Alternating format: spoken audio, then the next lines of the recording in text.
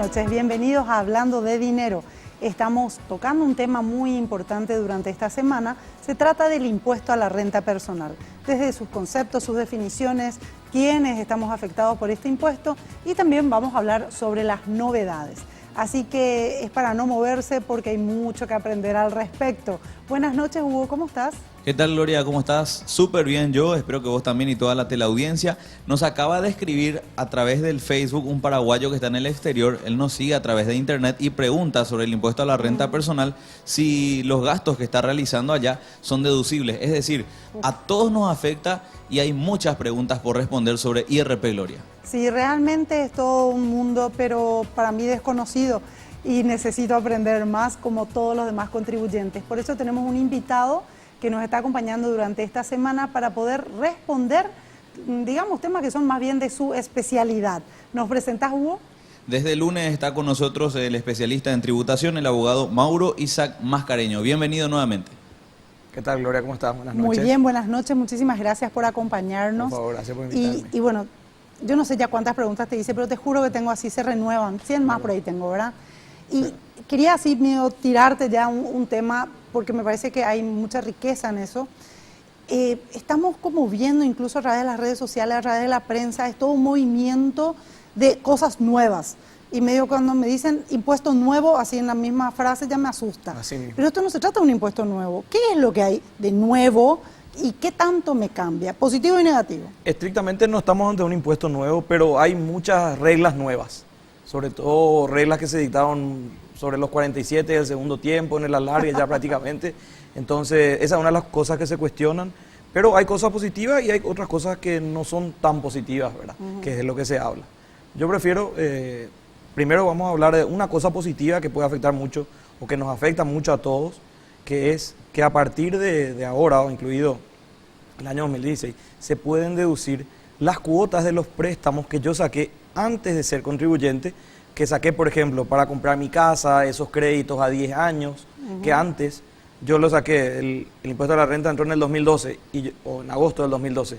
Si yo lo saqué en julio, en marzo o en el 2011 y lo saqué a 10 años, y es una porción importante de mis ingresos, el 30 o el 40% representa la cuota de esa casa, yo antes no lo podía deducir, porque Podías así deducir solo el interés. intereses. Solo el interés. Ahora, ¿qué pasa si es que Ahora, en realidad yo soy contribuyente desde el 2016 y en el 2015 quité ese préstamo? La ley ya estaba súper vigente, pero yo aún no era contribuyente. voy a poder deducir. La cuestión es si yo saqué el préstamo antes de ser contribuyente. Ok. Entonces me quedo con esa cuota grande que antes no podía deducir y ahora sí ya la voy a O sea, poder deducir. esa cuota, por lo menos en los préstamos del sistema francés, está compuesta una parte del capital que estoy devolviendo y de intereses. Así mismo.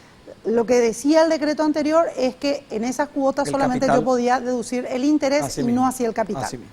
Actualmente, así como está redactado, puedo deducir el 100% de la cuota del préstamo que haya tomado antes de ser contribuyente. Así mismo. ¿Qué pasa si yo ya soy contribuyente y ahora tomo un crédito de esta naturaleza? Bueno, si es una casa, por ejemplo, y yo ya soy contribuyente y saco un préstamo y yo no voy a poder deducir el pago de la cuota del préstamo, pero sí voy a poder deducir la compra de la casa, ¿sí? Entonces, si yo saqué 200 millones o para hacer una refacción de mi casa o para comprar mi casa, que lo voy a pagar en 10 años, yo no voy a deducir esas cuotas que van a ser, no sé, de 1,5 millones, por decirte. Sí voy a deducir este año cuando le pague al contratista que me va construyendo la casa o cuando le pague al vendedor del terreno, con la factura que me van a dar ellos. Es decir, voy a deducir el importe, pero no el préstamo, sino que lo que hago con el préstamo.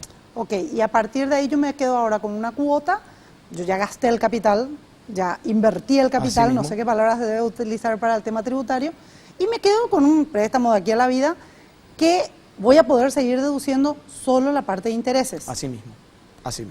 Porque el capital lo deducís de una vez en el momento año de la compra. Y ahí viene la polémica de la que estamos hablando, porque antes la inversión, entendida en términos del IRP, como cualquier gasto, ya sea una casa, un cuadro, un joya, un reloj, muebles muy caros, un yate, una lancha, una bicicleta, una computadora, lo que sea, para mí, para mi hijo, para mi señora, eso era todo deducible. Y si me generaba una pérdida, ¿qué quiere decir pérdida? Si gané 200 y gasté 250, ese 50, si proviene de estos conceptos de inversiones que estábamos diciendo, me generaba una pérdida que yo la trasladaba año a año, Al año hasta siguiente, 5 sí. años. Hoy, con la nueva regla, el nuevo decreto, eso se limita, que es una limitación que no está en la ley, por eso es que se cuestiona. Porque si bien los argumentos que se dan, que mucha gente gasta de más y compañía que se gasta con dinero no grabado, eso puede llegar a ser cierto, pero esos son argumentos para cambiar la ley. Hoy la ley nos dice sin límite. Entonces, lo que propone el decreto en realidad tiene que estar en una ley para que sea legítimo. No es injusto, pero es ilegal, puede llegar a ser ilegal. ¿Y qué es eso? Entonces, la nueva norma que antes decía, todo lo que sea esos conceptos que yo gasto y pierdo, me genera una pérdida, lo compenso durante 5 años. Ahora hay una limitación a los conceptos de inversiones, que son solo 2. Compra de inmuebles relacionado o mejora de inmuebles relacionado a mi trabajo o de bienes muebles para mi oficina, mi escritorio, lo que sea, o los personales y familiares, que sería la compra de un inmueble o la refacción, y gastos de educación. Solo eso. Y No para puedo que me pasar genere nada. pérdida, yo tengo que haber sacado un préstamo. Si yo gasté con plata que ahorré de años anteriores, esa pérdida no es deducible.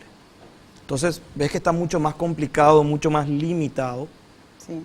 Entonces, Lo mismo eso- con lo que planteaba Hugo de los gastos en el exterior. Los gastos en el ¿verdad? exterior tienen un tratamiento nuevo también, porque antes yo deducía los gastos en el exterior siempre que estén relacionados a salud, a trabajo, a educación, mío o de mis familiares a cargo, ¿sí? Entonces, si está relacionado a eso, es deducible, siempre fue deducible. Lo que hay nuevas reglas a partir del año 2017 es la forma en que eso tiene que estar documentado. Y nos dice la nueva norma que tiene que ser o pagado con tarjeta de crédito, o vía transferencia bancaria, o el comprobante que a mí me dan, tengo que ir a apostillarlo al consulado paraguayo. ¿Te imaginas el trámite de Claro. ir con toda mi factura a perder un día al consulado para que yo pueda decir? Es muy engorroso. Sí, con la tarjeta de crédito es mucho más fácil, Sin duda. pero esas sí son nuevas reglas. No se limitó en cuanto a los conceptos, pero sí la forma, que antes no había, no se establecía. Si yo pagaba en efectivo y traía el comprobante a mi nombre, en esos conceptos era deducible. Lo que nunca es deducible en el exterior es esparcimiento. O sea, diversión, vacaciones, en el no. exterior no, salvo que compre en una agencia local. Que ahí tengo que comprar aquí un paquete de turismo Así mismo. con una factura de... Bueno, realmente es muy interesante esto que nos estás planteando, Mauro, porque nos abre como un abanico de cambios de normativa que se han dado a través de un decreto y que deberían de ser por ley.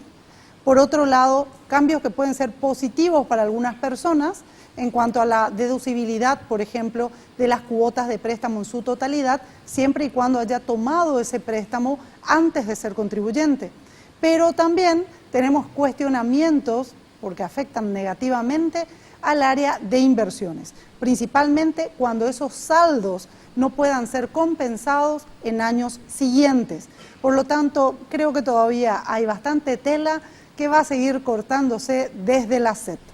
Esa es la situación, Hugo. ¿Qué opinas? Así es, Gloria, y mañana seguimos hablando de impuesto a la renta personal aquí en Hablando de Dinero. Hablando de dinero, aprendemos a manejarlo mejor.